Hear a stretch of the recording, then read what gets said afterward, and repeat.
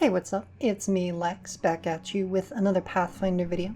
This week I'm going to be covering the new playtest for the Necromancer class in the Impossible class playtest. The structure of this video, I'm going to be going over the Necromancer itself, hosted on the Pathfinder Nexus.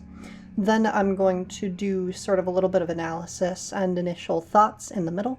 And then at the very end of the video, I have a combat demonstration to show off what they look like in a real play scenario.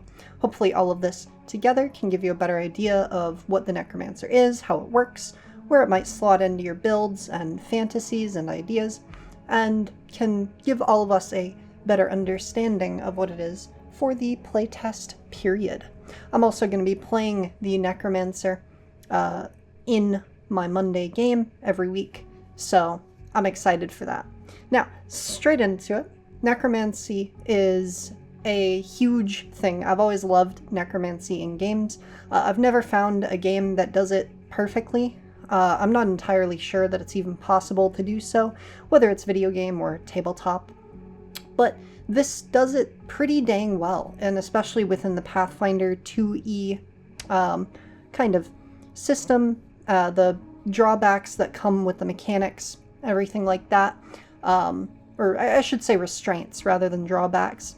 I think they did an amazing job.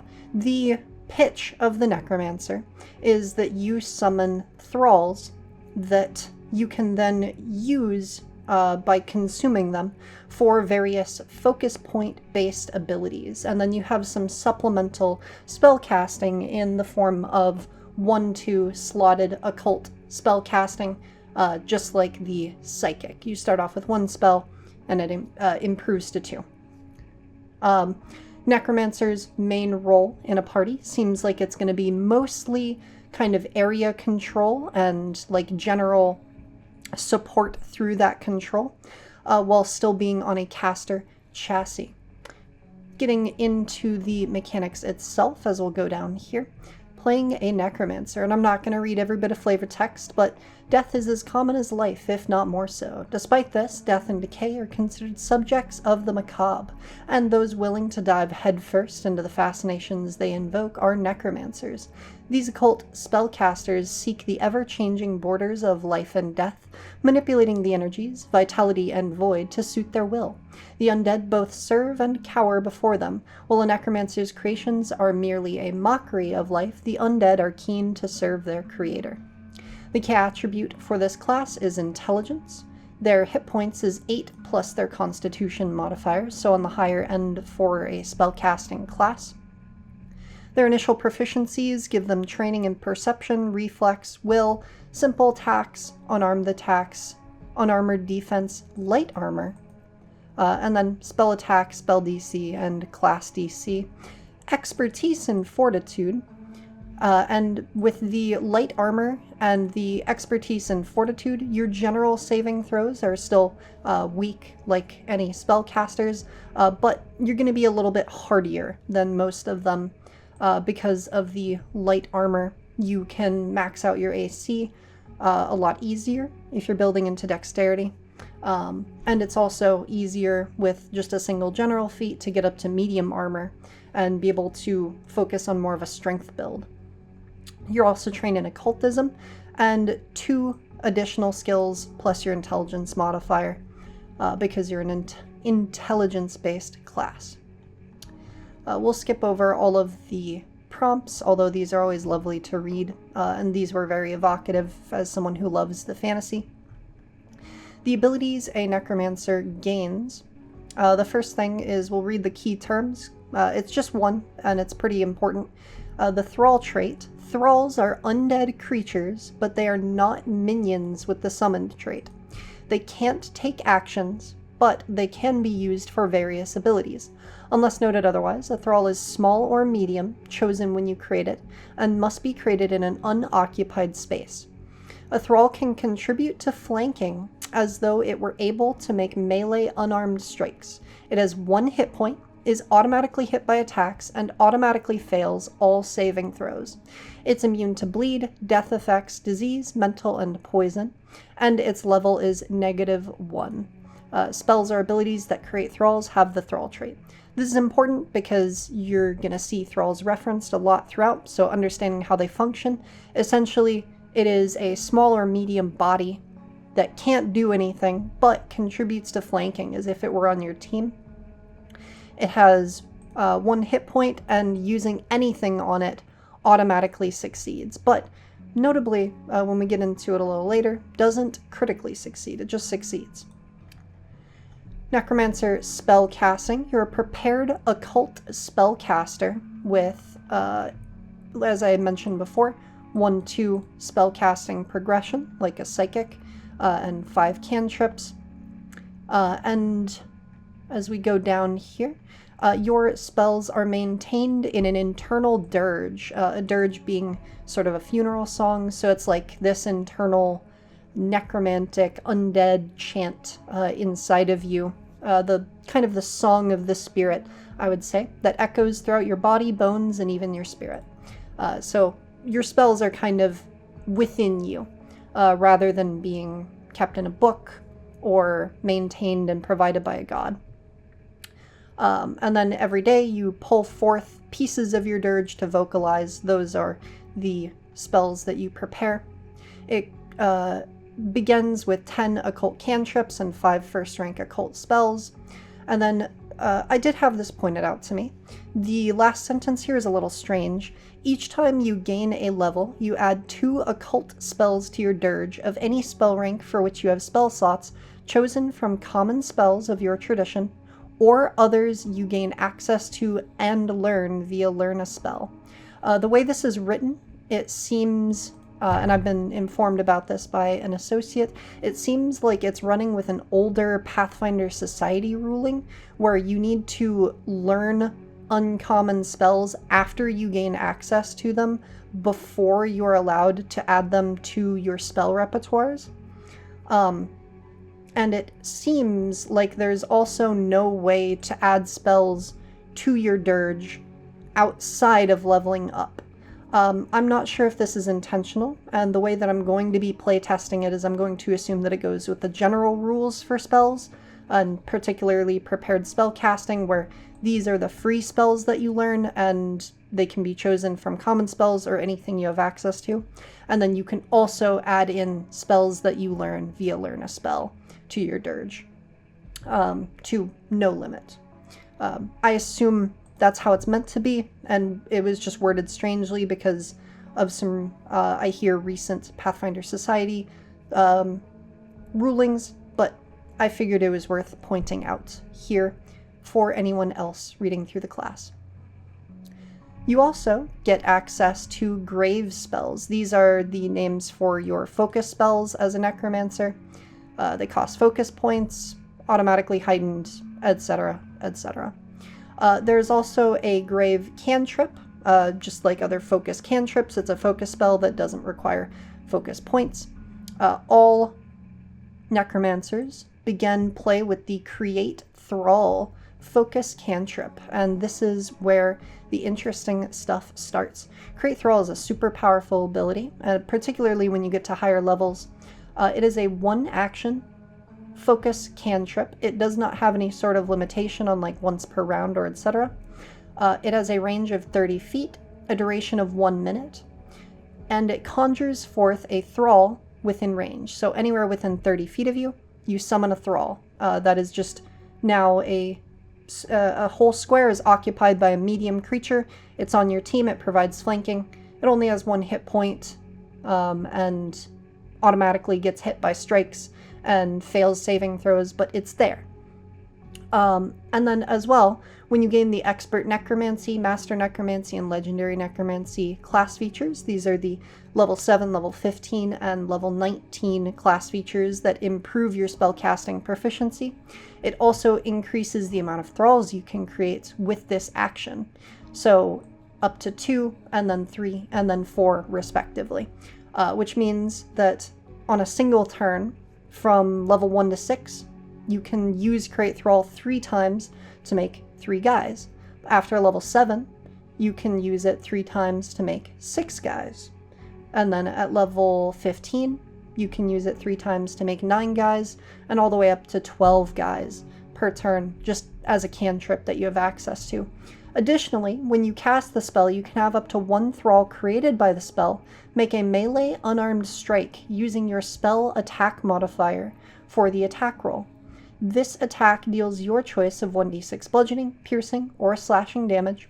It uses and counts towards your multiple attack penalty. And then this heightens every other level by another 1d6. So the damage isn't great, but you're putting bodies down, which is creating terrain on the battlefield. Not even necessarily terrain, it's as far as enemies are concerned, it's hard blocks. They have to kill it or tumble through it, etc.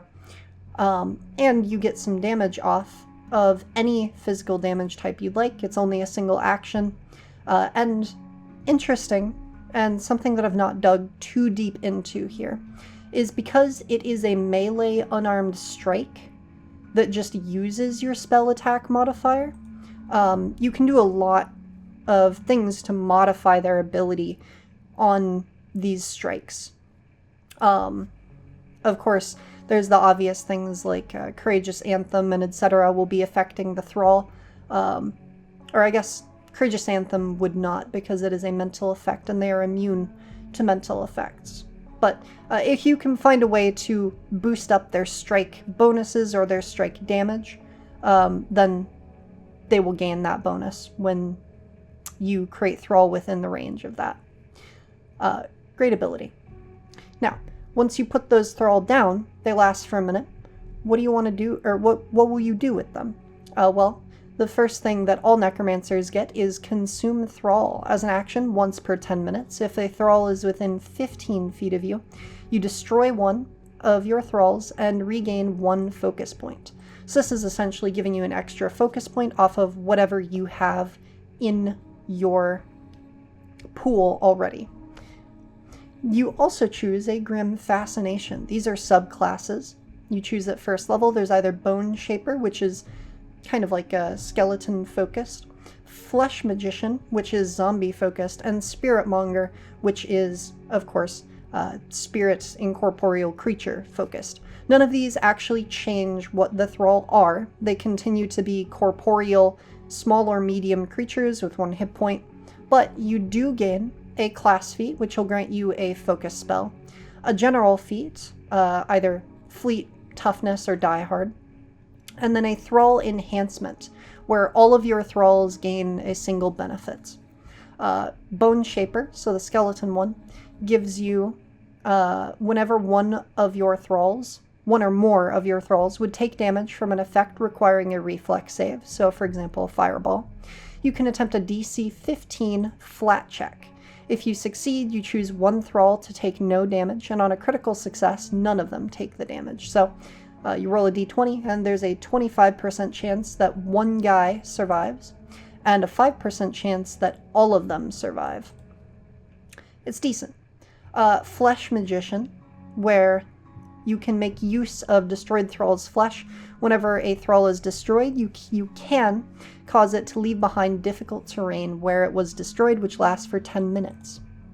And the Spirit Monger, which makes it so that whenever one of your thralls would deal physical damage, you can choose for it to be Spirit or Void instead.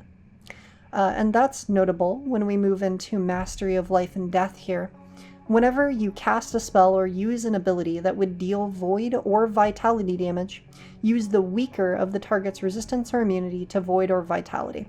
So this allows you to cast Void spells or Vitality spells and affect anything that isn't immune or resistant to both. Essentially, it's letting you use those spells freely, whereas everyone else has to actually use them appropriately to who they're attacking. It's a lot of fun. There isn't a ton of that on the occult list, I will say, but a lot of the Necromancer abilities take advantage of it. You also gain automatically scaling undead lore, so it begins off as trained and increases to expert, master, and legendary at 3, 7, and 15. You can use it to recall knowledge on undead's haunts and effects caused by other undead and, well, undead and other necromancers, but nothing else. You gain class feats at 2 and other even levels, like normal casters, no first level feat for you. Inevitable Return at 3rd level gives you a reaction whenever an enemy within 60 feet dies to raise a thrall in their space. As with all of the other thralls, it lasts for 1 minute. You also get a increase to your will saves to expert at 3rd level, as well as a bump from success to critical success, specifically against mental or possession effects caused by undeads or haunts. Then moving up to 5th level, you get expert reflex saves.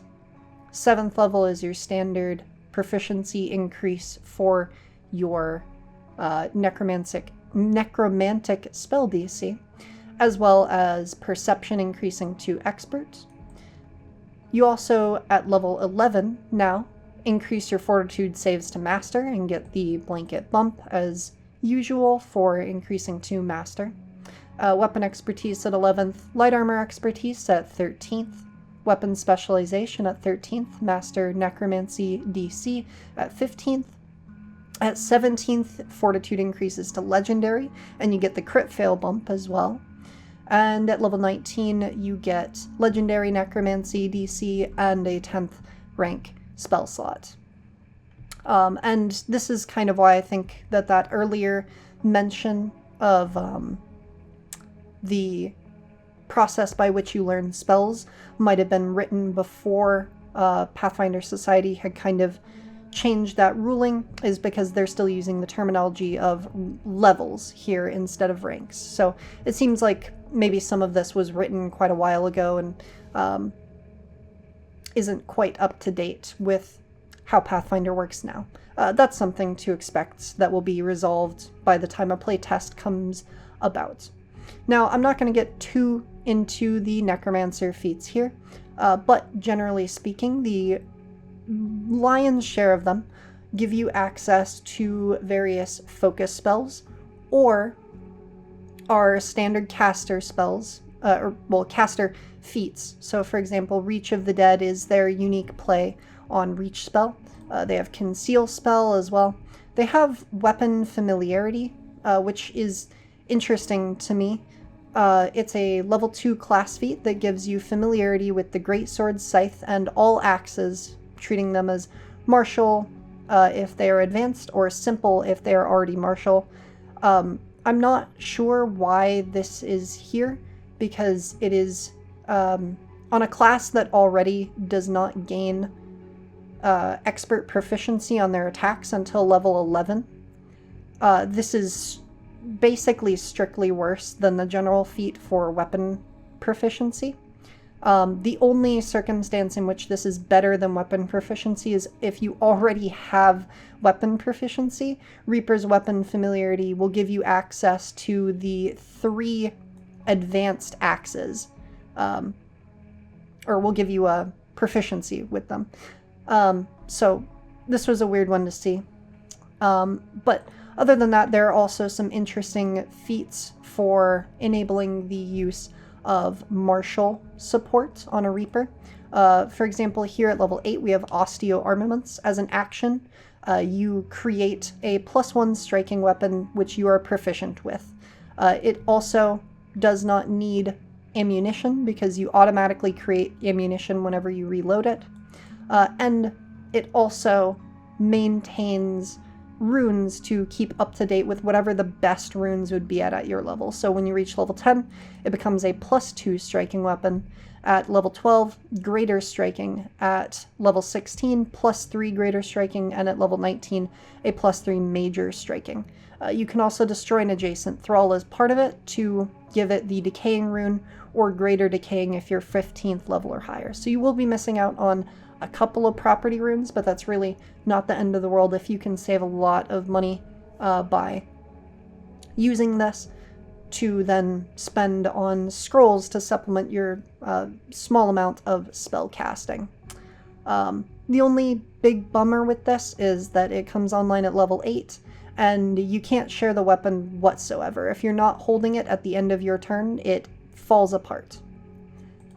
That bit is understandable, of course. It might be kind of strange to be handing off a weapon that's meant for the Reaper. Now, I'm not going to get too in-depth into kind of how to build a Reaper here, but I'm also going to be going over the 2 builds that I have prepared for you in the combat demonstration as I talk about what a Necromancer generally is going to want to do. So, as a Necromancer, one of your best abilities, I would say, is your Create Thrall ability. Particularly as you get into the later levels, when you're able to create more Thrall with each action.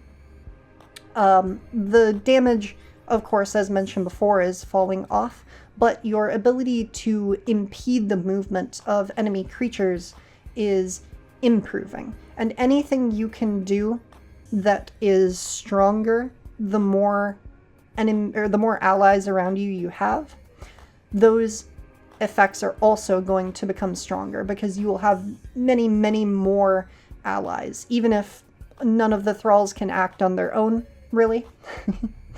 They'll still be there. But what I'm talking about is, for example, you can toss down Create Thrall, and you can create 2 Thrall with a single action at level 8 here, which is where we're going to be demonstrating the class. And then you can use it again and create 2 more Thrall. If you create them on all 4 sides of a creature, then that creature has only 3 methods by which they can escape. Otherwise, they're stuck in place. The first method would be if they have any sort of special movement, a burrow speed, a fly speed, etc. Then, of course, they can get away that way. Secondly, would be to attempt to tumble through your thrall, or to otherwise like interact with them to move them or get through them with some kind of ability. The thrall trait doesn't actually define what happens in this situation. I'll go back up to it here. It says, is automatically hit by attacks, automatically fails all saving throws, but it doesn't mention anything else. So I'm unsure how to handle a tumble through, for example. I would assume that it would be either automatic, like the other 2 provided here, just an automatic success, which would be a huge bummer. Or it would be against the Necromancer's class DC, which would be much stronger. Because then the third option to get past the thrall and to your team is to strike the thrall. It's an automatic success. You kill them and then you can move through them, which is great. But you have then burnt an action and some of their multiple attack penalty. And that's the really great thing, is that by using Create Thrall, you're creating essentially these walls that your party can move through and that enemies cannot. And it gives you a lot of zoning capability before you even take into account the various focus spells that you can use that take advantage of the thrall for other abilities. Speaking of those other abilities, the 2 builds that I have prepared for you here today are Morwen and Guinevere. Morwen is going to be kind of a backline, more supportive Necromancer with the Spirit Monger Grim Fascination. And Guinevere is going to be an upfront, scythe-wielding martial Necromancer with the Flesh Magician Grim Fascination. Morwen has the Bone Spear feat, the Necrotic Bomb feat, the Zombie Horde feat, and Conglomerate of Limbs feat. All 4 of these give access to additional focus spells, so I'll go over all of them right now, just very quickly. I won't get too into it. Life Tap is a 30-foot, 1 thrall target fortitude saving throw. The thrall strides up to 30 feet and then attempts to suck the energy out of an adjacent creature. The creature makes a fort save, and it can become drained 1, 2, or 3. And if it does, an ally of your choice within 30 feet of the thrall regains hit points equal to the amount the creature lost by becoming drained. And then the thrall is destroyed. Life Tap is the grave spell granted by the Spiritmonger Grim Fascination. Next up is Bone Spear. This is one of the level 1 class feats. This allows you to target a thrall within 10 feet and destroy it, and then in a 15-foot line from that thrall, you make an attack against each creature within it, dealing 1d8 piercing damage or double on a critical hit. It counts as 2 attacks towards your multiple attack penalty, but doesn't increase until after you've made all of them. It has some incredible heightening that may or may not be a typo, where it increases by 2d8 per heightened. I think this is really, really great, particularly for how short range this is. You essentially have to be within 25 feet or less of the creature that you want, or creatures that you want to attack, and this kind of puts it on par with, what's the psychic one? Imaginary Weapon. So it's super fun. Next up, Necrotic Bomb. This is a level 2 feat here. Within 60 feet, target a thrall, you destroy it, and all creatures within 10 feet of it take 1d12 void damage with a basic reflex save, heightening by 1d12 per rank. Very nice. Next up, at level 6, we have Zombie Horde. This is one of my favorites in the entire class. Within 60 feet, target a 10-foot burst that contains at least one of your thralls. The thrall is destroyed, and then a horde manifests in that 10-foot burst. The horde's area is difficult terrain, and whenever a creature begins its turn in the horde, it takes 3d4 bludgeoning damage with a basic fortitude save. And once per round on subsequent turns, you can sustain the spell to move the area up to 10 feet, and if you move it onto one or more of your thralls, you can destroy one thrall it moved onto to increase the size of the burst by 5 feet. One thing that I would like some clarification on with this is the thrall, because they aren't minions and they don't have the summoned trait and they don't act. They don't have turns. So I'm uncertain if a zombie horde... You settle down. Sorry, that's the cat. So I'm unsure if the zombie horde having several thrall inside of it would cause those thrall to be destroyed, say, when your turn begins, because then their turn, quote-unquote, would begin. I don't think so, but it is interesting to point out that because thrall don't really have turns, they're kind of unaffected by start of turn effects, and that might be something to clarify in the full release. But anyways, and as it heightens, it gains slightly more damage. The main thing about this is the difficult terrain and sustainment and increasing the area.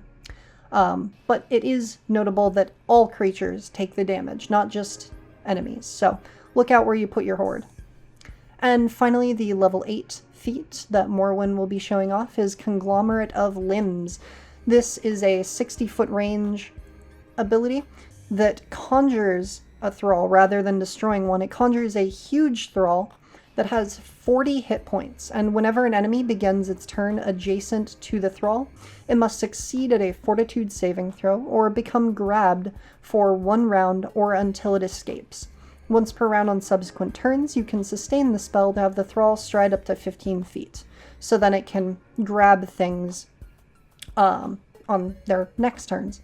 Now, you might have noticed as I was reading through all of these things that the Necromancer abilities don't have a lot of targeting versatility. Of course, the Necrotic Bomb has a reflex save, but the Bone Spear is an attack. The Create Thrall is an attack. Life Tap is Fortitude.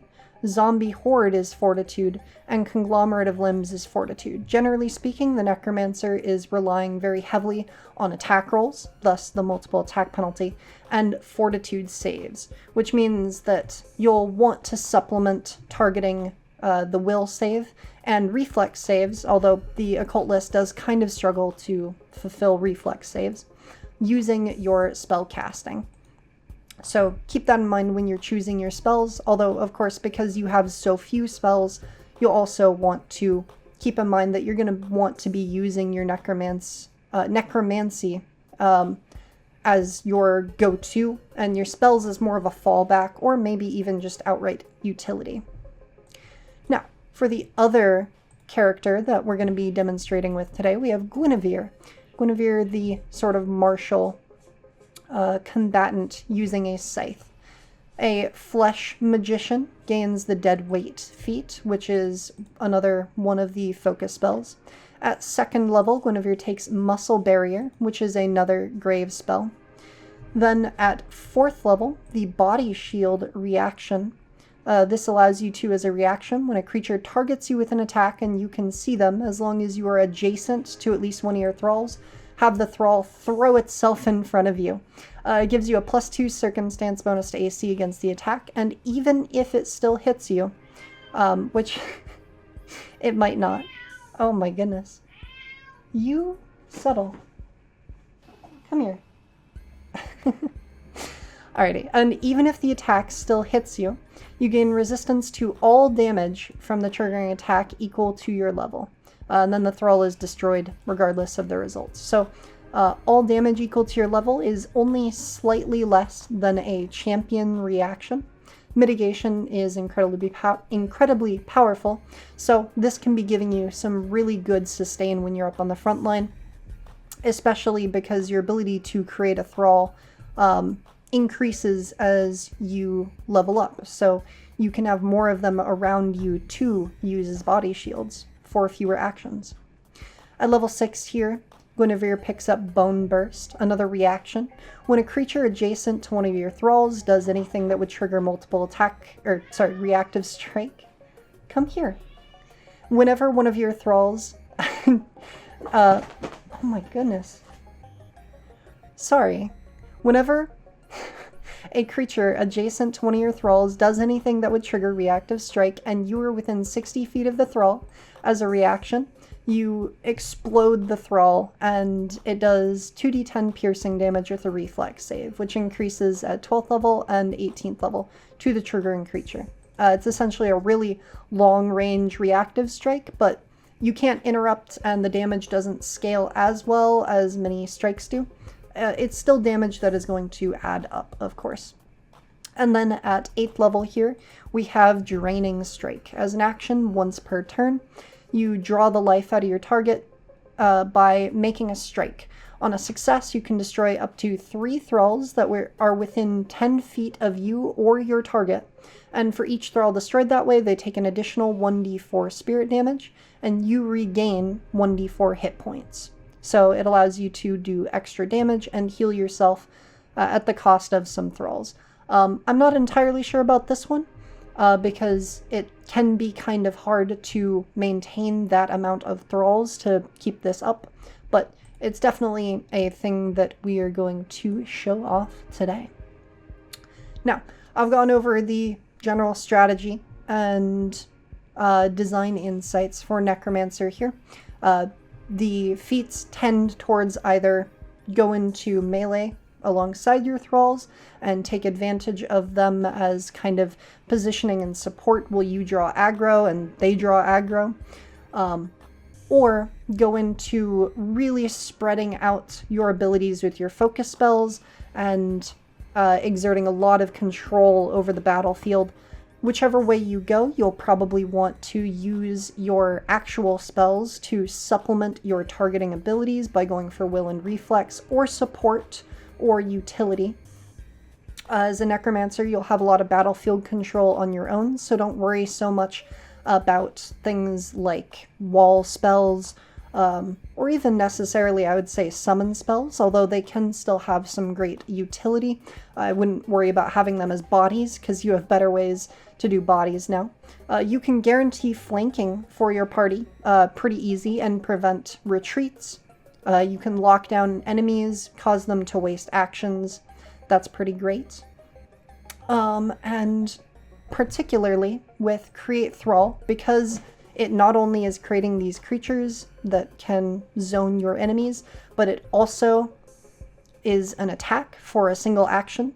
And once you get to level 7, and even before then, if you have allies engaged with your enemies, you can basically get off guard for free with this ability, which makes it a lot more accurate than a lot of spell attacks will be, because the Thrall being there will be in flanking, either with an ally or with another Thrall. So it's a great way to use your actions to maintain some, albeit low, pretty consistent damage. Now, finally, we're here at the combat demonstration. I have Morwen the Necromancer and Guinevere the Reaper here. They are currently riding in a 2-tiered wagon. They're on their way to Maravon. It's a dwarven city west of Absalom. They're transporting a powerful vampire in the top of their carriage here, who has been staked, but that has only immobilized the vampire. They need to bring him to Maravon to get him properly exorcised by a specialist there who knows him. The two of them are both necromancers. As I mentioned before, Morwen is more kind of caster focused and backline, whereas Guinevere is more upfront with the scythe. Both of them are currently just sitting on their beds as the wagon goes along. There's a window here, but it is currently closed, and a large door over here. Morwen insisted on the large doored variant of the carriage because he is quite large. And before we begin, there is one thing I would like to add. Impermanence as an effect with a duration of 1 minute. And I just want to toss that onto all of the Thrall. This is specifically so that when I place them down onto the battle map, they will have their duration baked into them. It has that 1 minute duration, so when the condition is removed, the Thralls will then disappear. So, they are proceeding along the road with no issue thus far. But then they hear something outside. The carriage rumbles a little bit with mighty footfalls, and the crashing of a tree is heard, as well as some strange grunting outside. The horses whinny, and then a massive meaty splat is heard as the carriage grinds to a halt. Guinevere pulls the scythe into both hands and peeks out this window as Morwen pulls out his staff and readies himself. When Guinevere peeks out, this guy is hiding currently. When Guinevere peeks out, they see this gigantic zombie Hulk smashing the horses to bits and ripping them apart and eating. I won't get too into it. And nods over to Morwen and gestures to the door. It looks like they're going to have to deal with something. As Guinevere steps up, there's a knock at the door. A very gentle knock towards the bottom of the door frame. And Guinevere kind of approaches with caution. And opening the door, there is a small skeletal creature here. And we will begin the encounter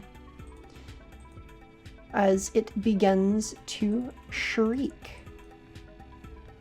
Oh, I need to select all of these. There we go. Add them all to combat and roll all of them into initiative. And then these two in particular were hiding, so their initiatives will be different. There we go. Alrighty. So we will begin this encounter with the Withered up here. This is a set of kind of mummified corpses. They're dried out zombies. They both have short swords and daggers, and they are crouched behind the wheels here, waiting for the door to be opened. So this one at the top is going to use a sudden surge of energy. This causes the zombie to become quickened for this turn, which counteracts the slowed that it usually has. It can use this extra action only to stride or strike, and then it is unable to use this ability for 3 rounds. It's going to use its first action to dart forward past the small wailing skeleton here, and it will then swing its blade at Guinevere as it moves past here. And I need to move this little hotbar down a little. There we go. Alrighty. It will swing its short sword at Guinevere as it darts past. That'll be a hit and do 13 damage to Guinevere, who has not had the ability to act yet. And it will follow up with a dagger, attempting to plunge it into Guinevere's back. That will miss. We'll then move over to Morwen. Morwen is still kind of surprised, and I forgot to have his staff in hand. He readied when they were surprised. Morwen here is going to cast Create Thrall. He is going to use this to lock down this foe here by creating a thrall on its left and right, and then it will strike with slashing damage. As necromancers, they are generally pretty aware of the weaknesses of undead. He's not 100% on if it will be weak to this slashing damage, but it's worth a try. It is off guard because it is flanked by these 2 creatures, and that will be a hit. And the hit does not have damage because I edited this incorrectly. Don't worry though, I know how to fix it, and that's with quick edits. Alright, slashing, I believe I need to cast it again. There we go. Oh, that should be slashing, which still does not have damage.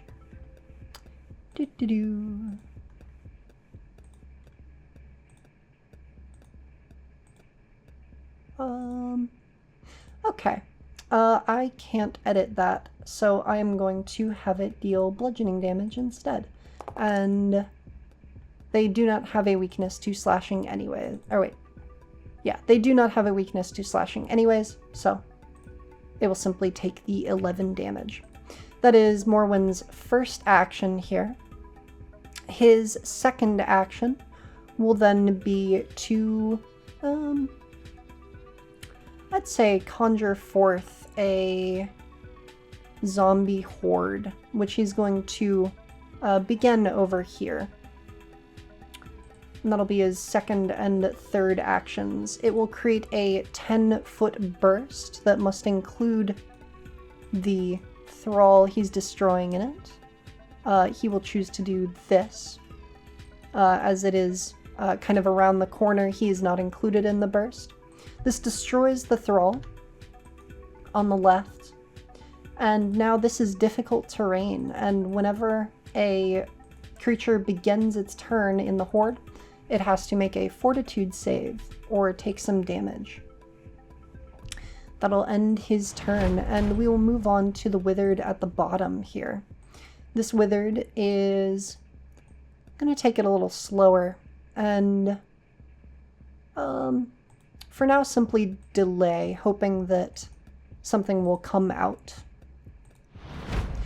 The Attic Whisperer here, the small skeleton, is going to have to make a fortitude save, which it will fail against the zombie horde that Morwen here has brought up. It'll take a little bit of bludgeoning damage, and it has this Aura of Sobs, which I forgot to activate here, so I will have it do so now as an action. As a free action, each creature that enters or starts its turn in the aura must succeed at a will save or else become distraught. So we'll see how that works. Then it is going to attempt to steal Guinevere's voice. Yes, with a bony hand reaching forward. It appears frail for a moment, but then gets quite vicious, and a very good roll will do some very solid damage to Guinevere here. 20. And Guinevere will have to make a will save. A fail on that saving throw due to rolling a 4 pulls Guinevere's voice into the aura for a failure. Guinevere loses the ability to speak for an hour or until the Attic Whisperer is destroyed. The Attic Whisperer can talk in Guinevere's voice, and the target takes a -2 circumstance penalty to its saving throws against the Aura of Sobs. So that'll be this thing's first action, and then its second and third actions are going to be running away, cheering gleefully. It has to move through some difficult terrain, so it will only get to right here, rather than being able to move an additional 10 feet. Alrighty. Now we move on to Guinevere here. Guinevere has just had their voice stolen, so they cannot cast any spells. This is not a great thing to encounter as a spellcaster, of course. And let's see, does the zombie horde, whenever a creature begins its turn in the horde. Okay, so Guinevere can pursue, and will do so, spending 2 actions to get up next to this small skeleton. And I forgot to do this already, but Guinevere had readied the scythe. And taking a swing with the scythe, critically hitting and dealing 21 damage. That thing is looking injured now.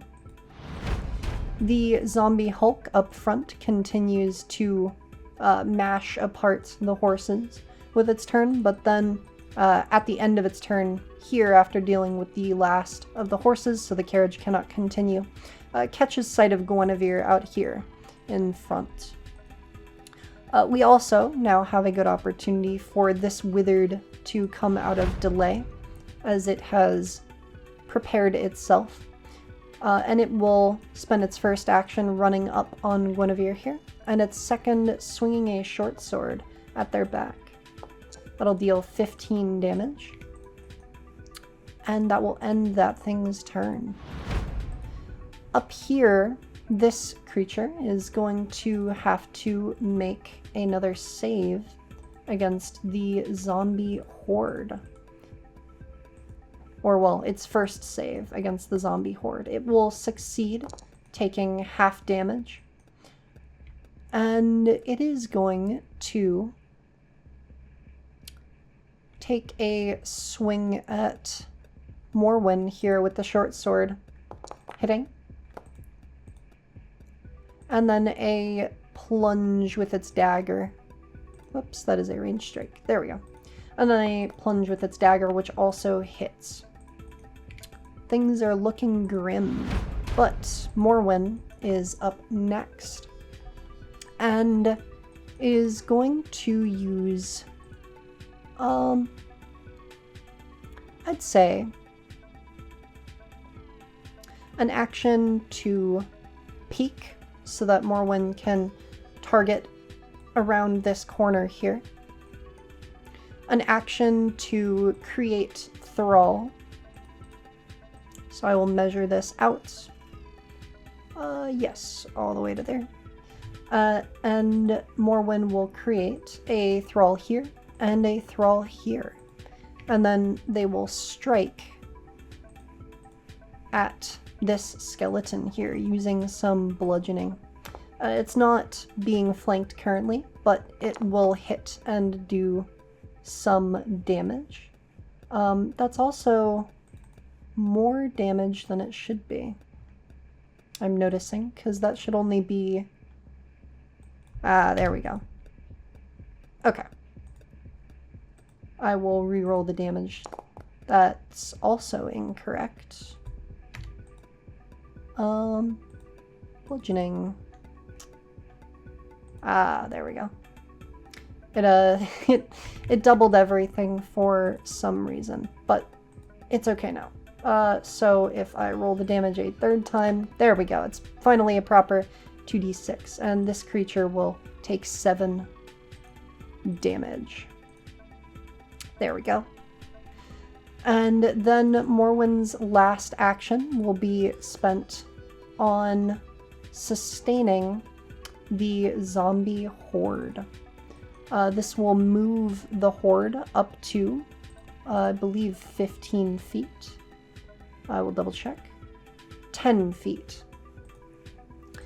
And it will move right over here.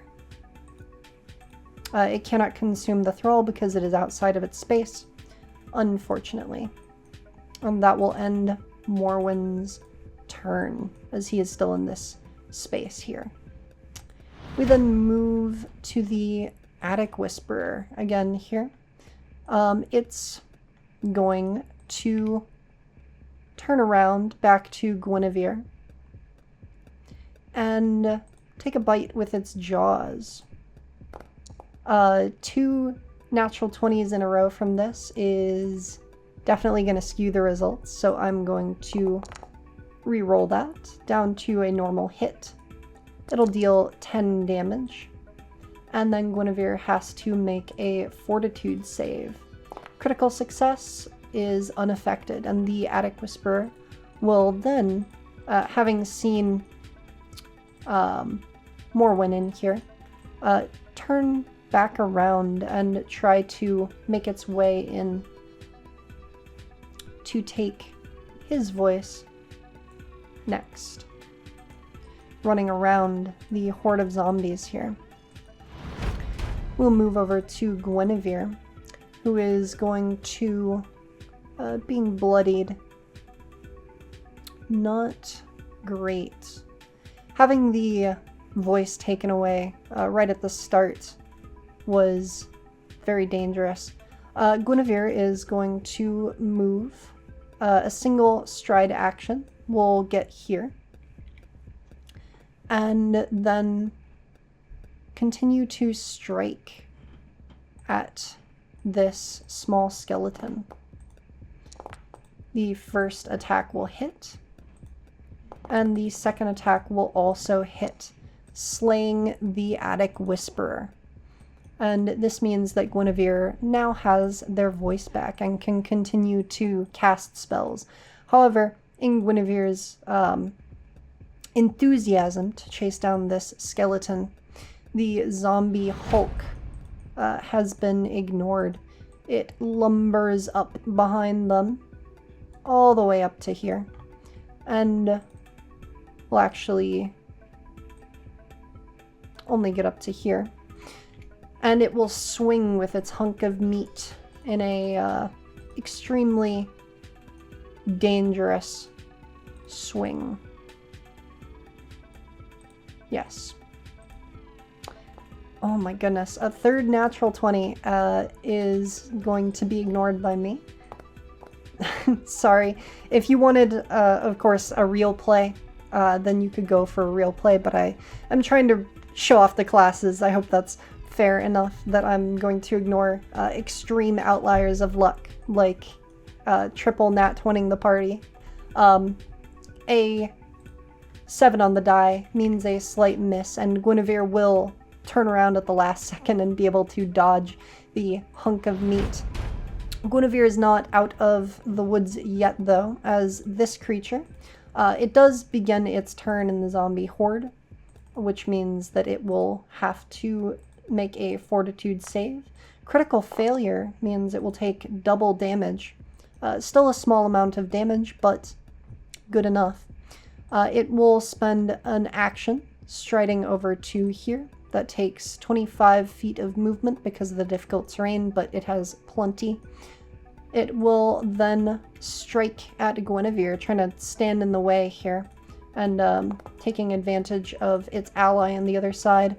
But it manages to miss as the zombie hulks swing, kind of causes Guinevere to jump to the side. This one will miss as well. But let's see if its dagger can catch. A fourth nat 20. Wow. I'm gonna let this one go through. You know, clearly it wants to... the dagger will catch Guinevere here as they step to the side with a very dangerous blow. And we will return to the top of the round here. This withered will be continuing to attack our good Morwen with a short sword strike that hits, dealing 15 damage, and then a dagger follow-up strike, which will miss. And then we return back to Morwen's turn.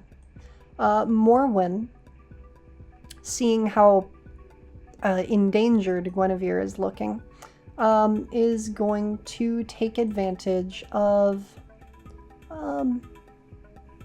I would say life tap is reasonable here. Morwen casts life tap. This targets a thrall within 30 feet, so let me double check that this thrall is within range. 35, okay. It has to be this thrall over here. This thrall can then stride up to 30 feet. It is going to simply stay where it is and affect this one. And then the adjacent creature needs to attempt a fortitude save, which this one will. That is a failure, which means it will become drained 2 as this thrall is destroyed. It sucks out some of the energy. Then a ally, you or an ally, within 30 feet of the thrall, regain hit points equal to the amount the creature lost by becoming drained. In this case, that will be 10 for Guinevere. Not a ton, but something. Morwen will then sustain the zombie horde to move it back over here, another 10 feet. And that will end his turn. We then proceed over to Guinevere. Guinevere can finally do some things with their spells. They don't want to be next to this thing, but they think that their best bet here is probably to take the blow. So create Thrall to create a Thrall here and a Thrall here. And then I would say create Thrall a second time to create 2 more. One right here and one right here. Guinevere is not going to be making any strikes through these Thrall, but will instead be then using Draining Strike to attack the zombie directly above. This is a strike, which will hit here, and on a success you can destroy up to 3 Thralls within 10 feet of you or the target. That will be these 3 Thralls here, to add 3d4 spirit damage and gain 3d4 life. So I will add 3d4. Oh, it's up here that I add 3d4 and select spirit, add that to the damage. Alrighty. Now we see some very nice damage here with 31 and then an 11. I'm going to use the same die, even though it doesn't say to use the same result on the die for the damage and the healing. I think that that is thematically appropriate, and so Guinevere will heal 11. Then we will go to this zombie Hulk here. It has there's a thrall between it and Guinevere, which gives Guinevere lesser cover. So being kind of big and dumb, it sees the closest thing being the thrall. It is a mindless creature, and it is going to strike the thrall first. The thrall does not have an armor class. It can't avoid. It just automatically gets hit and takes normal damage, which is more than one, destroying it. Guinevere is going to cause that to leave difficult terrain. And then it will do a follow-up strike on Guinevere, who no longer has cover. And that will be a miss now because of the multiple attack penalty from having that zombie in the way. Next up is the one who just got hit real hard. It has to make a fortitude save at the beginning of its turn against this zombie horde that Morwen conjured. So it will do so. And a critical failure means it'll take 24 damage. It is not looking good. It is going to use its sudden surge to become quickened, and it darts off into the woods. Guinevere is pretty happy about this. Now, back at the top of initiative here, this Withered is going to make a fortitude save, also critically failing, and taking 18 damage from this swarm of zombies that Morwen has been maintaining. It has regained the use of its sudden surge, and so it will do so with a sudden burst of quickness here. It is going to make a strike against Morwen, and because it's part of the ability, this sudden surge of speed surprises Morwen and causes him to be off guard. It will deal 20 damage because it deals additional damage to off-guard creatures from sneak attack. Morwen is not looking great. It will then continue on with a dagger attack, and then it is going to attempt to retreat. And it can get 5, 10, 15, 20, 25, 30, 35 feet with its 3 actions like so. Alrighty. Back over to Morwen. Morwen is more worried about not letting enemies escape. And so will, for the first action here, use Create Thrall. Actually, the first action will be to kind of peek around the corner here. Then the second action will be to create Thrall. One here, and one here. There we go. They will make a strike as well, attacking and hitting, dealing 6 damage. There we go. And then the last action will be to sustain the zombie horde. It will move over here and consume this thrall at the top to grow in size by 5 feet. And that will be Morwen's turn as he remains here. He just peeked around the corner. We move back over to Guinevere. Guinevere is wanting to take down this big guy with the scythe. And so we'll step to here. We'll spend a single action creating a set of thralls, one next to Guinevere as a kind of bodyguard, and one behind the big guy.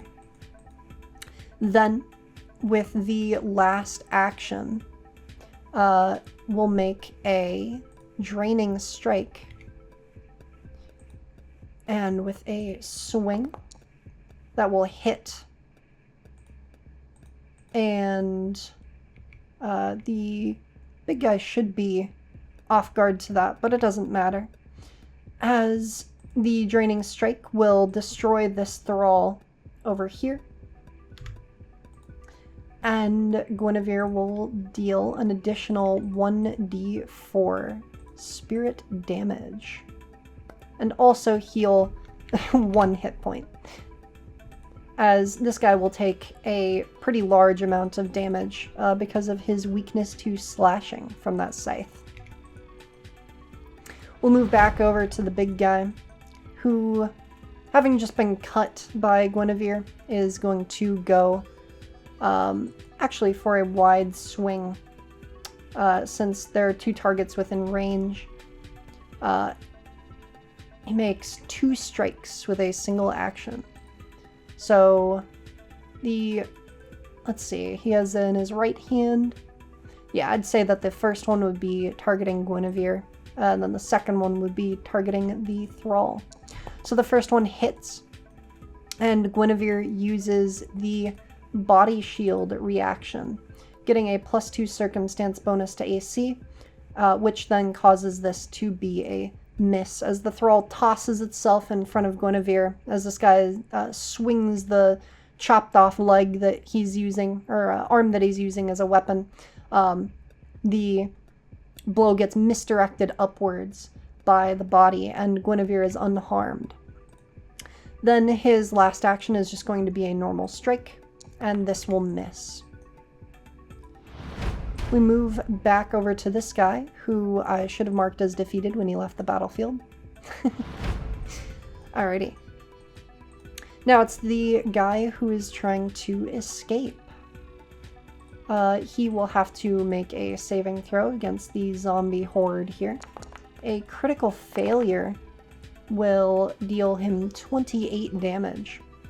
And then he is going to use his sudden surge again to become quickened to Strider Strike, and he can make it handily off of the map. So I will mark him as defeated for now. Next up is Morwen.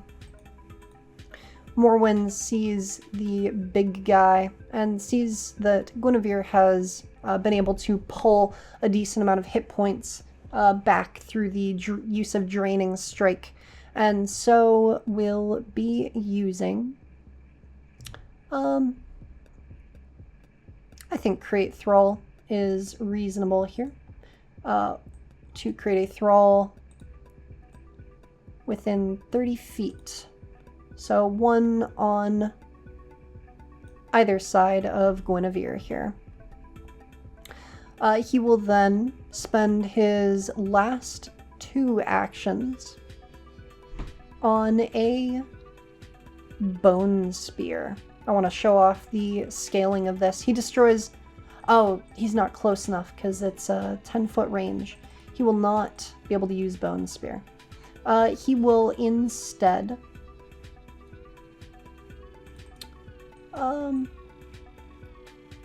just move forward. Although he will struggle to make movements because of the difficult terrain. I believe he can get to here just fine. And then he will use Battle Medicine on Guinevere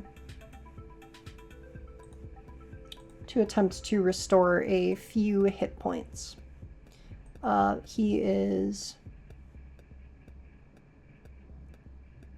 an expert in medicine, so he will go for that DC and succeed. Alrighty, back over to Guinevere, we get to see some fun. Create Thrall, cast twice to create a single Thrall behind them, and then one Thrall on each side of the big guy. No attacks. And a draining strike to make a strike against the big guy. That'll be a critical hit, and absorbing these 3 all around. This will deal 3d4 spirit damage. And I need to put that into the... There we go. Critical hit. Oh, and that should be 3d4. There we go. Lovely. An immense amount of damage just cuts through this guy. And I will roll the healing separately this time because it does not get doubled on a critical hit. Means that Guinevere will deal 52, well actually 62 damage because of the weakness, and then heal for 5. Although that will take Guinevere's entire turn. They were able to provide themselves with flanking by using the thralls, and then do extra damage and heal all at once. A lot of fun. Back over to the big guy, he's not too happy. He is going to go for just a outright dedicated smash down on Guinevere. This first blow is, it would be a critical hit, but Guinevere is going to use Body Shield to gain a +2 circumstance bonus to AC, as this one is destroyed. So this will only be a normal hit, and then resistance equal to level against the attack means that Guinevere will also take 8 less damage. If this was a split damage type, such as like half piercing and half slashing, it would apply to both types as well because it's resistance to all damage, which is great. This guy is going to continue his beatdown, but he misses in this case. This zombie horde has been gone since the end of Morwen's turn, so he is going to firstly create some additional thrall. Create some additional thrall to kind of lock down this big guy, although he will not be making an attack. And then he will use Bone Spear. It has to be on one of these 2 that's right next to him, because even this one over here is too far away. Like I mentioned, this is a very short range ability, and even though you have 8 hit points and light armor, you're going to want to be careful with it. But Morwen's last focus point here is burnt on destroying this thrall on the left to pierce through this big zombie hulk. And so Morwen makes an attack roll against it. A hit will deal 36 piercing damage. The scaling is, as I mentioned, very high. And so this thrall is destroyed, and this guy takes a huge amount of damage as the thrall on the right transforms into like a shadow spear that spikes up through him. That'll be Morwen's turn. Guinevere is going to do the same thing again. It's very effective, it's very fun, it's very illustrative. Surround the foe with 3 thralls and use one as a defensive backup, and then do a draining strike against the foe. That'll be a hit, and add 3d4 spirit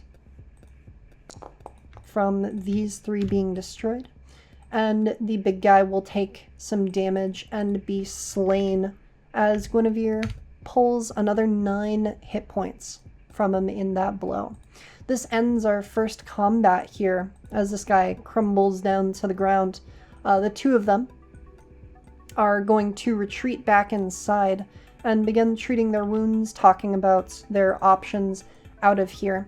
These thralls are all going to disappear over the course of the next minute, and this body will remain here as difficult terrain, although this patch of difficult terrain from Guinevere, from the Flesh Magician feature, only lasts for 10 minutes. So as the two of them are in here, I'm going to simply have them be able to recover their hit points and recover their focus pools entirely, as they have maybe an hour and a half as they go back and forth on plans before they will be interrupted again.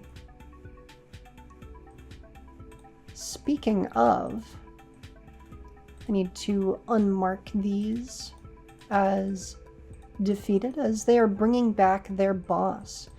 This is the Nosferatu, who is coming to rescue the vampire lord that these two are transporting. And by keeping an eye out, the two here, Morwen and Guinevere, are able to be ready before anything happens, as this Nosferatu comes up and begins to chant, attempting to use telekinetic hull to perhaps move the carriage. The two of them are going to be able to react as we will begin another encounter. So, I will add all of these to combat and roll their initiatives. And these two are no longer being stealthy. They're both very near death. They just brought their leader back. And we will begin this combat, as this Nosferatu is going to cast telekinetic hull on this object. I'm not entirely certain that this would be a 80 bulk object, however, or unattended for that matter. However, I think it's very thematic for the story as the Nosferatu picks up this carriage with a spell and begins chanting, levitating it 10 feet up and starting to bring it with him as he begins walking off this direction and sustaining it to pull it with him. This one here is going to point out that there are still people in there, and he thinks it would be best if they killed them. He is going to prepare to do so by moving over here where he'll be less obvious. Guinevere, having learned a lesson from before, is going to first cast Create Thrall to toss down a couple of Thrall in here, and then Muscle Barrier to take the Thrall adjacent and pull it over themselves as sort of a suit of armor. This grants 10 temporary hit points per rank of the spell. So in this case, that would be, 40 temporary hit points. A very sizable portion for nothing but a focus point. Guinevere feels a lot less at risk with that prepared.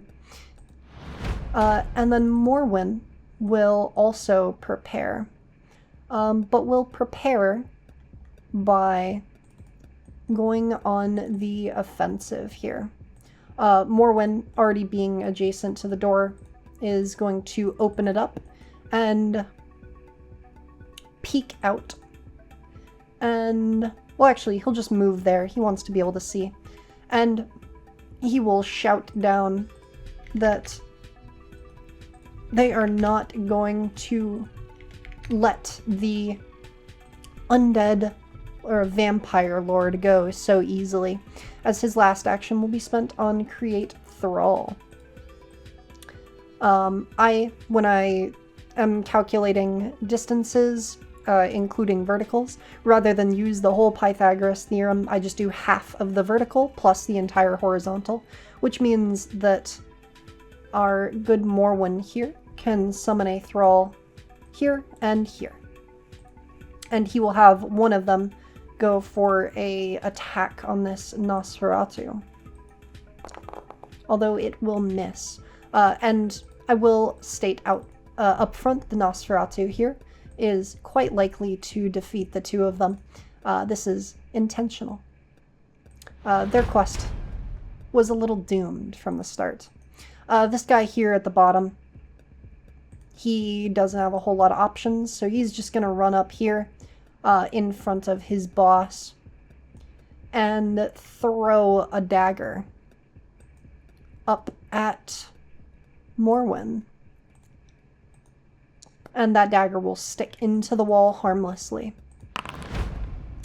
The Nosferatu is none too pleased at the creature in here speaking his master's name, and so will cast Dominate on Morwen. And this is where things may very well go downhill extremely fast. We'll see. Morwen is going to use the Recognize spell reaction to attempt to gain a bonus. The tradition is Divine, so I will roll Religion. A 25. I need to reference the DC by level table. Level-based DCs. As Dominate is a 6th rank spell, the DC is 28, which means unfortunately Morwen here is not even going to be able to recognize it, much less gain a bonus, as he will make his will save. Alright, a failure means that he becomes controlled, although he can reattempt the save at the end of each of his turns. This is not good, as Guinevere sees Morwen kind of turn around, his eyes dead and sunken. We'll move on to this guy. He is going to jump and catch an edge and fall flat on his ass as he does so. Unfortunate. Well, he tried to get up on there. Guinevere, seeing Morwen like that, is going to be a little not happy. Something like, Morwen, you okay? And when Morwen starts to go for them, they're going to cast invisibility on themselves. This is going to hopefully give the party a bit better of a chance. And then a final action will be sneaking. Yes. Sneaking just to become undetected to Morwen here. So let me make that stealth check. That would be still only hidden to Morwen, unfortunately. But undetected to all of the other creatures here.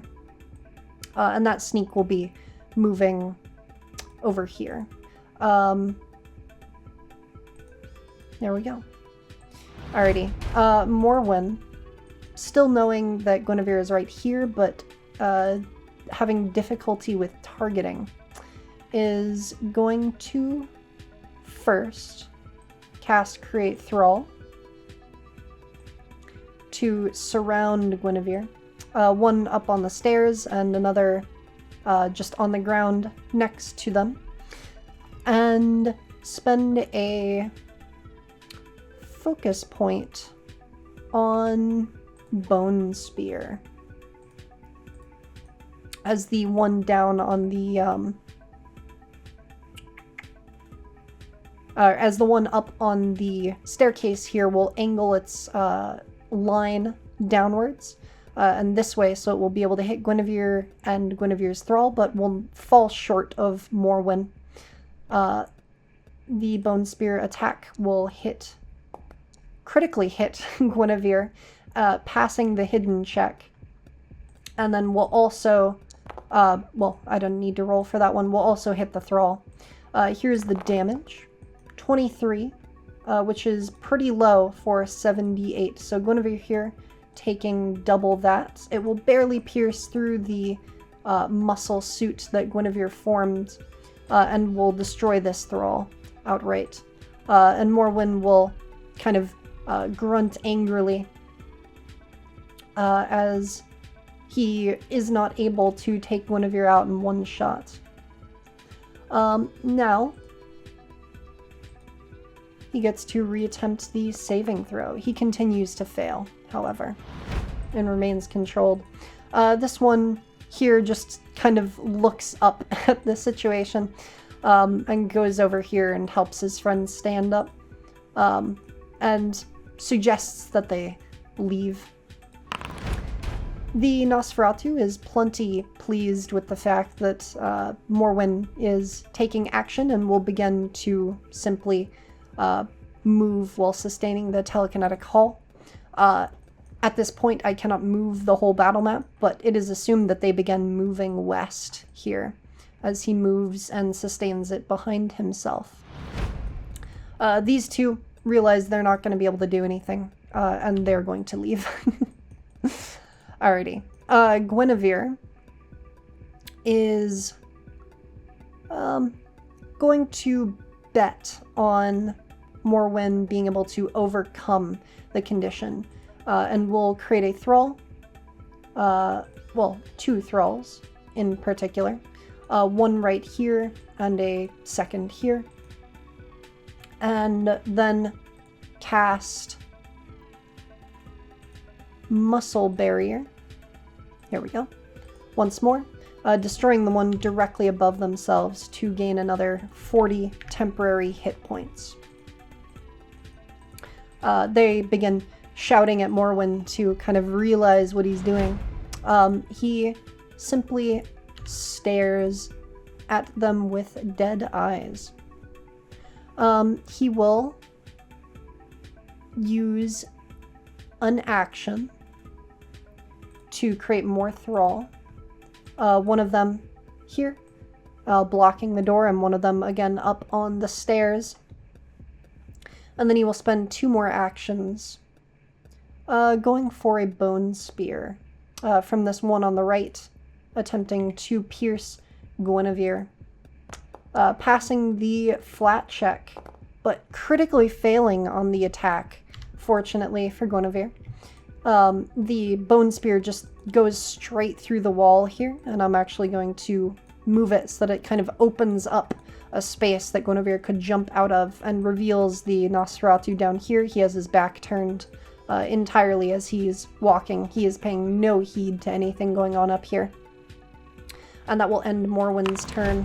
The Nosferatu continues to pull them along, and we will move to Guinevere. I also need to roll Morwen's save. He succeeds and is released from the Dominate effect. And I believe... yes. He becomes immune to the spell for 24 hours. So he kind of shakes his head and looks at Guinevere, and the light returns to his eyes, and he's like, "I'm so sorry."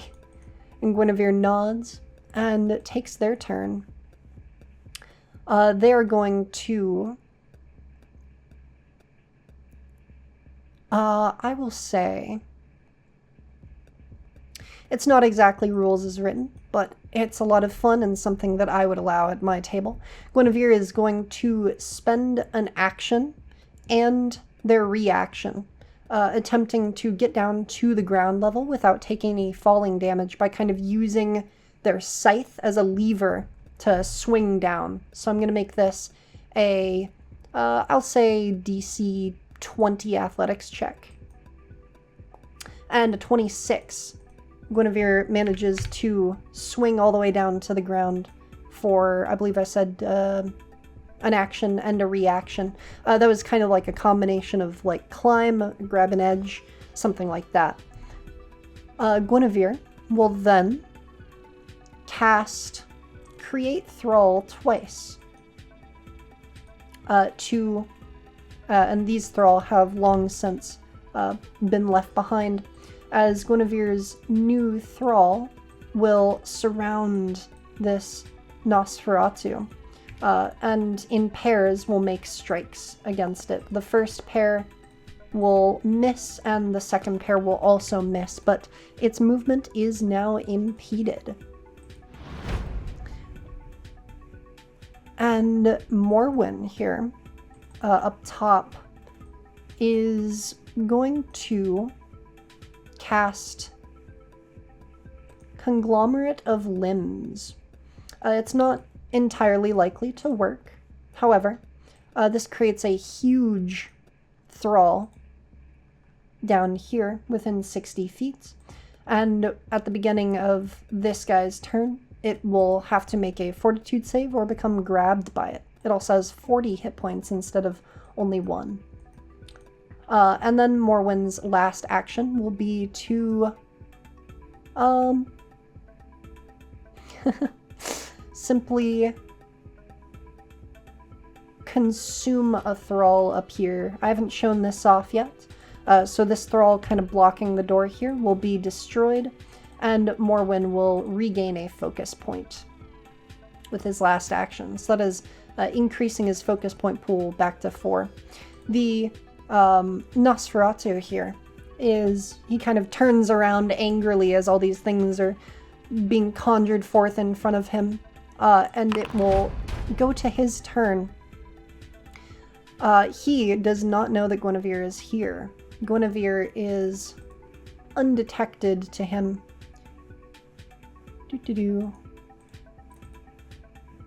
Assuming he doesn't have any... Yeah, he doesn't have any special senses. And so he only sees Morwen and an empty chamber up here and all of these creatures around himself. He will be quite displeased, and will say something along the lines of, "Oh, I guess I have to kill you then." And he will swing his claws at this thrall, destroying it automatically. And it's not written here, but I'm going to, for the sake of storytelling, say that he has the ability to walk on air temporarily for, let's say, half his speed, so 15 feet. He is going to make his way up here. Or actually, rather than that, he's going to come here and ready himself. He doesn't have the actions to ready, but he's going to stop sustaining the telekinetic haul, which means that at the end of his turn here, the carriage falls down to the ground. I'm going to have Morwen make a reflex save. The DC will be 25, just because that's level based. On a failure, that'll be, I'll say, 2d8 damage. Oh, that's quite high. And prone, as Morwen hits the ground, as the carriage kind of slams down. Guinevere, invisible, kind of flinches at the movement. Alrighty. And this should be hidden. Or no, still undetected. Okay. Wonderful. So that will end this guy's turn, as he will actually be here when that happens. Alright, lovely. There we go. Now we're over to Guinevere. Guinevere is going to go ahead and cast Create Thrall. Oh, I forgot to make the guy do his fortitude save against the conglomerate. My bad. Okay. Let me make that save, see if this guy would have been grabbed. Oh my goodness. He would have been grabbed by the conglomerate here, so we'll see if he could have escaped. If he could, then that would be acrobatics or athletics or unarmed attack modifier, which is best. Acrobatics. Alrighty, he does succeed. With his first action, he successfully escapes. His second action slays this creature, and then his third action strides up to here. End of his turn, the thing slams down. There we go. Alright. I'm glad we were able to work that out. Alright, now, Guinevere. Beginning the turn, will create Thrall. One of them simply to the left of this Nosferatu. One of them right here. And will then use a second action. We'll make an attack with that Thrall that was summoned. An off guard finally hits and deals 6 damage. And then Guinevere's second action will be their own Consume Thrall, taking the one next to the Nosferatu to regain another focus point. And then a third action will create more Thrall to surround the Nosferatu. A lot of Thrall being created and used here. Alrighty.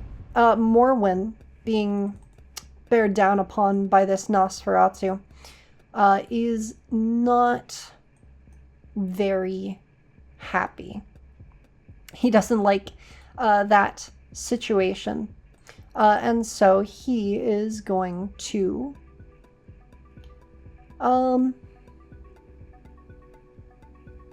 use his first action to create Thrall. Actually, no. He's going to use his first action to show off just a small combo that I wanted to demonstrate at some point here. He will cast Injury Echo for, we'll just say bludgeoning damage on the Nosferatu here. That'll be a will save that it critically succeeds. Never mind. What I was trying to do there was if the creature fails their save and then take the damage that you designate, they also take some bleed damage. And so something you can do as a Necromancer is you can use Injury Echo and then create Thrall to do that damage type to deal the bleed as well. Either way, Morwen will cast Create Thrall to put some dudes down here and here, flanking, and will attack with that guy. Notably there, it did apply the -2 from prone, but this is not your attack roll, so he would not have suffered a -2 there. That should actually be a result of 35. And it will deal 5 damage to the Nosferatu. We then move over to the Nosferatu, who is healed for almost all of the damage that he took by his fast healing. And he is going to claw Morwen here. A critical hit will deal 50 damage. Oh, goodness. Almost immediately dropping Morwen, who will then also make a reflex save, or a fortitude save, which he critically fails, inflicting him with stage 2 of Plague of Ancients, which is also a virulent disease. Stage 2 causes him to be drained 2, which drops him down to dying 2 because it is from a critical hit. He's also enfeebled 2. Alrighty, this is not looking good for the party, and it seems like, again, their story might be one of a doomed fate. Now, the Nosferatu, he will peer around with his last 2 actions, I suppose. He is going to seek in this area over here to the west. With his first action, it doesn't matter what he rolls then. And then he will peer down here to the south and roll Perception against Stealth DC. And that'll be 27 versus 21. He sees Guinevere, who becomes only hidden instead of undetected. And he kind of gestures towards Guinevere, invisible, and says, I see you. We'll move over to Guinevere then, who, having seen what just happened to Morwen, will take a step and make a draining strike against this Nosferatu. Oh my goodness. A hit will deal an additional 3d4 spirit, consuming 3 of the thralls around, for a total of 22 damage, damaging this as these thralls all vanish and are pulled into the attack. Guinevere will also heal for 7. Guinevere's third action, goodness, will be to create more thralls. The more protection, the better. And kind of locking down the Nosferatu as well from being able to simply leave. This is no longer here. And this is no longer here. Alright.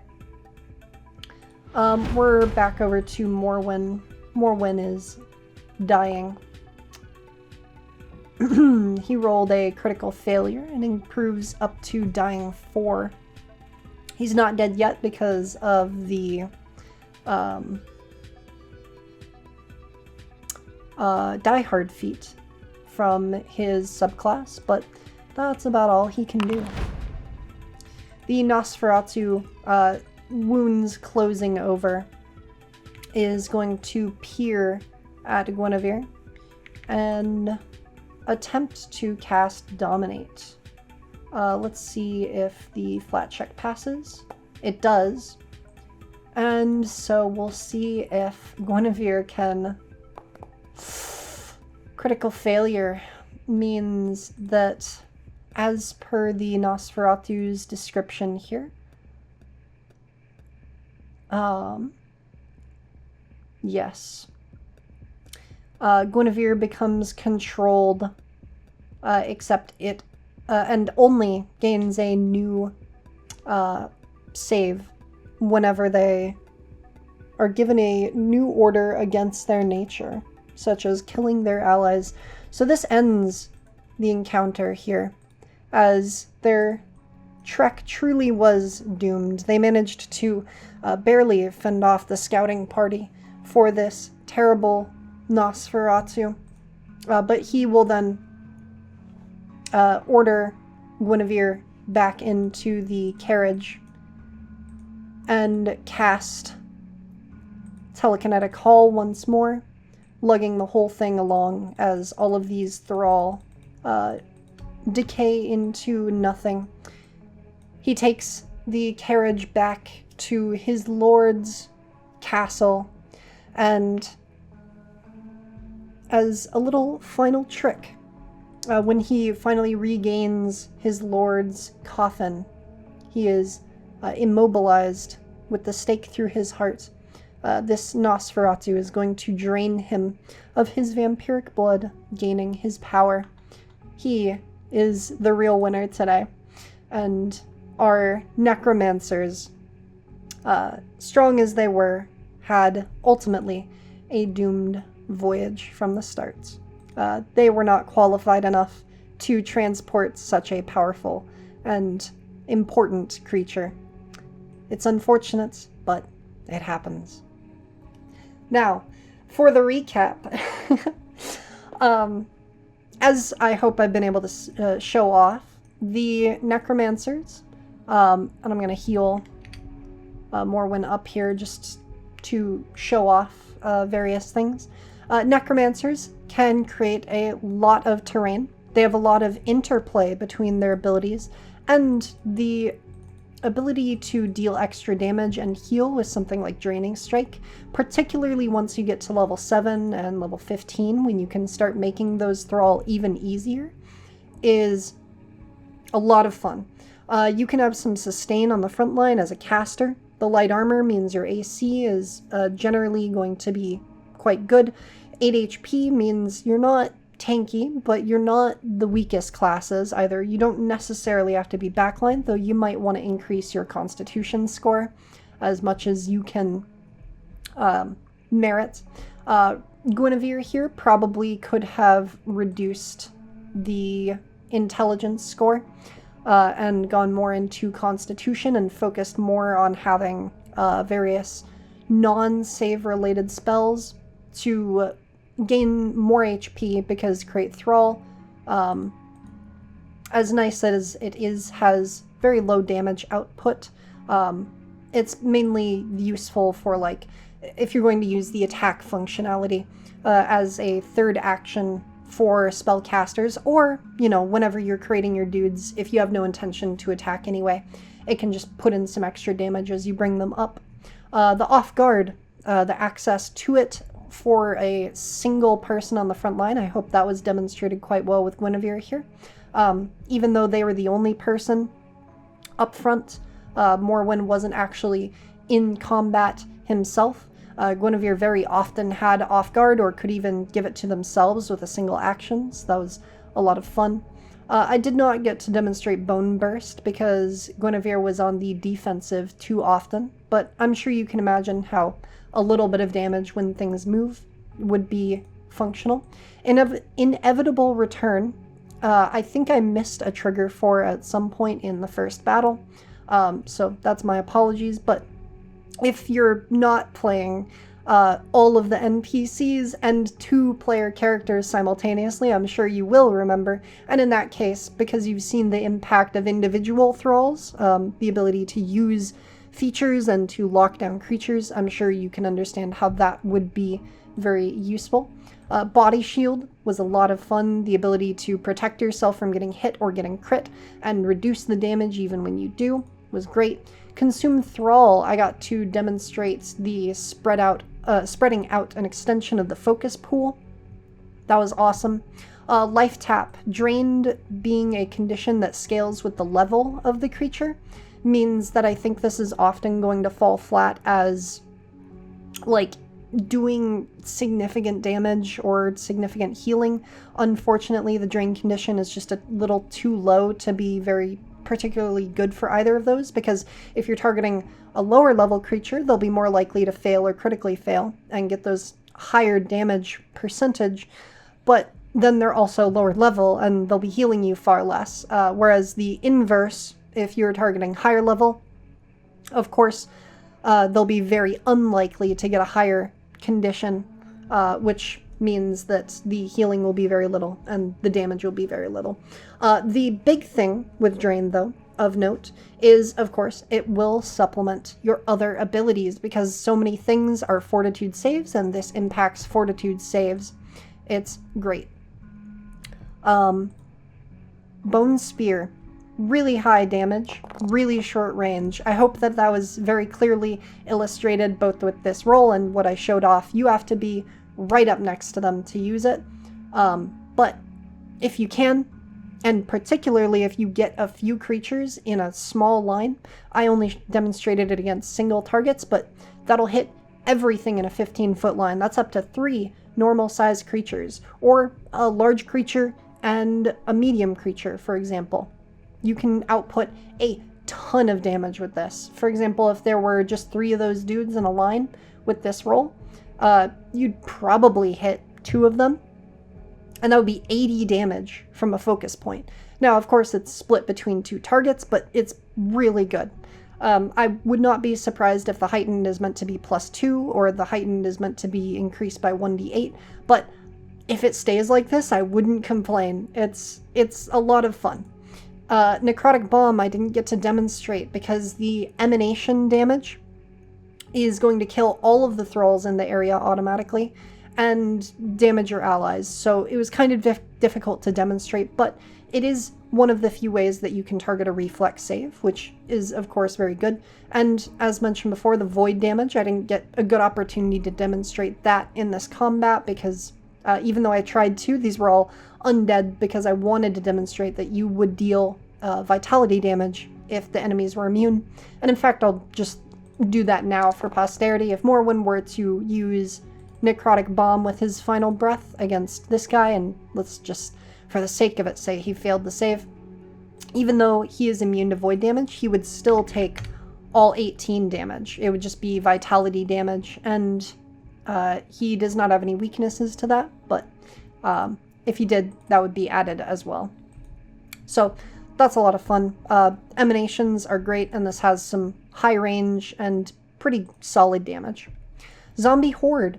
I hope I got to show that it was pretty great for difficult terrain and repeated damage. The damage was low in individual instances, but it really builds up over a combat, and particularly in a big fight, if you're able to increase the burst multiple times, which you can even force by creating a thrall and then sustaining the zombie horde, just 2 actions. You can do a lot with that. It is very slow, only the 10-foot movement speed, no way to improve that, which means that if your enemies are dedicated to running away from your horde, you're not going to be able to use it. But maybe that's its own virtue, in that you're forcing the enemies out, and the low damage could be enticing to them to come back in. It's its own thing, weigh that as you will. And finally, Conglomerate of Limbs. I forgot it. Again, I'm just running too many things at once. It didn't change anything in this circumstance, but it could, depending on other circumstances. Being able to grab enemies automatically. 15-foot stride is also pretty decent. And the 40 HP, I didn't get to focus on this as much as I wanted to. But one of the biggest things is that it is 40 HP on a creature that automatically gets hit by any strike actions, but it's just a hit. You cannot crit a thrall, which means that that 40 HP actually lasts 2 of this Nosferatu's strikes, whereas if it just had like a really low AC, it would have been killed instantly, as you see here. And so that's able to burn a lot of actions with that thrall. I also got to show off some versatility with mindless creatures, being able to take advantage of the fact that they won't recognize that thralls aren't important, with the zombie Hulk, which was a lot of fun. And if you'll notice, I also didn't really touch on the spell casting at all. I wanted to demonstrate all of the class features. You've seen an occult spellcaster before, more than likely, but you should, again, be focusing on more of utility things and targeting things that you can't already. For example, I have Ooze Form here to, get away from things, become immune to critical hits, etc. If you already have a lot of Thrall down and they can protect you, and maybe, for example, you already have a zombie horde down and you're just going to be sustaining it, then you can slip into a battle form and just sustain while you're a little safer. Or you cast Fear, debuff enemies, illusory object to set up some terrain that's creatures will take as real, and then that benefits you, containment to protect yourself, etc. And then over here with Guinevere, I hope I was able to show off that despite being a caster, and I've said this for a long time, it's applicable to more than just this class, but being a caster does not mean that you can't be effective in making strikes and making attacks, but particularly when there is some support within the class. So with Guinevere here having the body shield to stretch out those hit points, having draining strike to do a lot of extra damage, particularly on that critical hit. That was a really good crit. And then Bone Burst can lock down some enemies, make them not want to move as much. And finally, the Muscle Barrier. I'm a big... I've talked about in my Kineticist video that mitigation is extremely strong, and Timber Sentinel in the Wood Kineticist is Muscle Barrier, but without a focus point cost, and it's stationary basically. But Muscle Barrier is incredible. I'm sure you can see you've almost added 50% to your maximum hit points with 2 actions and a focus point. You can do it 3 times per combat. That's over doubling your HP. It takes a few actions, of course, and it's taking away from your ability to do other things like dead weight, for example. But if you're really going in for the melee build, this can make you a really effective frontline tank. being able to absorb several hits before you even start eating into your HP. And then by that point, you already have a bunch of thralls down because you can put so many down with each action. And then you use Draining Strike once you do start taking HP damage to restore it.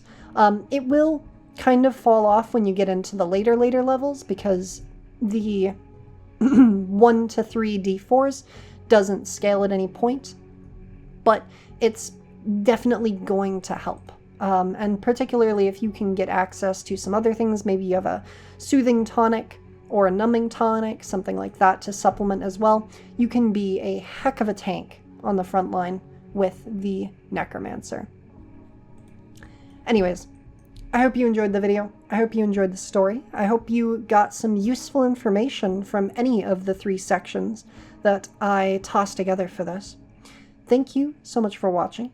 Leave a like if you liked the video, subscribe if you would like to see more, and toss me a couple of bucks on coffee if you would like to keep the channel running. Doing all this is a lot of work, so, you know, I would appreciate it. Anyways, that's it from me.